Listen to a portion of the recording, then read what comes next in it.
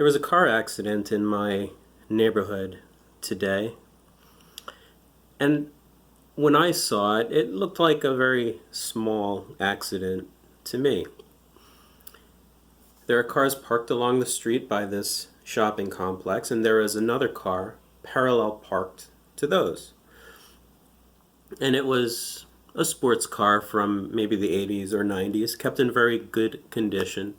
It was obvious that the owner cared about that car. And there was another car passing it on its left. And this was also a car in good condition. It was like a cross between an SUV and a minivan, much newer and also in good condition. And this minivan tried to pass the parallel parked car on the left, and it passed very closely. And while it was trying to pass that car, the parallel parked car moved forward. He was done with whatever he was doing and decided to drive on. And because they were both moving and the one car was trying to pass the parallel parked car, they hit each other. And it was a low velocity impact. There was a crunching sound. Some plastic broke. But that was it. And they each pulled forward into the parking lot at this shopping complex. And they parked just inside of the entrance to this lot, right by the road. And so I stood there and I watched them as they got out of their cars and interacted with one another. I didn't want to get into their business. I wanted them to solve this problem with one another on their own. I had no intention of intervening, but I wanted to watch just in case it escalated beyond words, because at that point it would become something more than it needed to be. But they were both adults, and there was a little bit of temper involved. They both raised their voices a little bit, but it didn't go beyond that. And for the most part, they kept their cool. And while I was standing there, an older woman came up to me and just started a conversation. And she said, "Wow, that was a bad accident." And I thought to myself, it really didn't seem that bad. But I could imagine how bad it must feel for the people involved. And the woman pointed to the street and she said, "Look over there, look at all the parts from the car." And I didn't see these parts, but she was right. There was a piece of his bumper, there was his signal light, there was his front headlight, and it was all scattered in the road.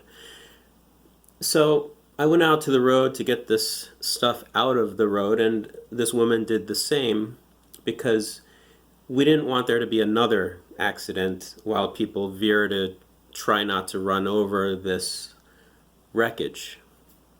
And so we moved this stuff off of the road and onto the grass by the sidewalk, and the person whose car received the most damage, the owner of the older sports car, came over and asked if this was his stuff, and we said yes. And he was distraught. And I asked him, I said, "Yeah, that's unfortunate, but you guys are working it out, right?" And he said, "I don't know. I've got an interview later. I've got all kinds of things going on." He was letting this accident taint the rest of his day. And that's a very common reaction to something that feels like a big deal. And I can understand that he probably put a lot of work into his car. He probably had it for many years, probably had a lot of memories associated with his car. And he actually cared about his car, and this accident was more than just some damage to a piece of property. It was damage to something that he cared about, even if that something was an inanimate object. And he had other things going on in his life, and all of the problems associated with those things became magnified. And it was as if this, what I considered to be a small accident, it was as if this small accident was pervasive in its effect on the rest of his life, or certainly the rest of his day. And if indeed he has an interview later today, it will affect him negatively. And that's unfortunate. That's very difficult. And I don't know the right answer as to what he should do, because it sets a bad precedent if someone cancels an interview the day of or a few hours before the event. But it also works against you if your emotions are still controlling your behavior and your reaction to everything around you. And the logical thing to do would be for him to put this accident behind him, compartmentalize this accident while he has that interview, and to just focus on that interview for the day. And then he can deal with whatever needs to be done to get his car fixed, to get money, if money is due to him from the other person, and vice versa for the other person if it turns out that it was his fault and not the others.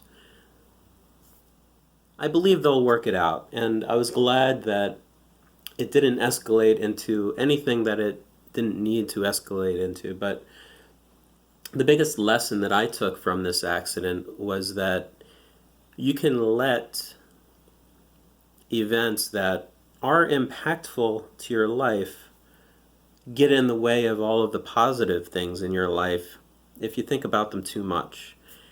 And so today and tomorrow, part of what I'll do is try to remain focused on the positive things that I'm doing.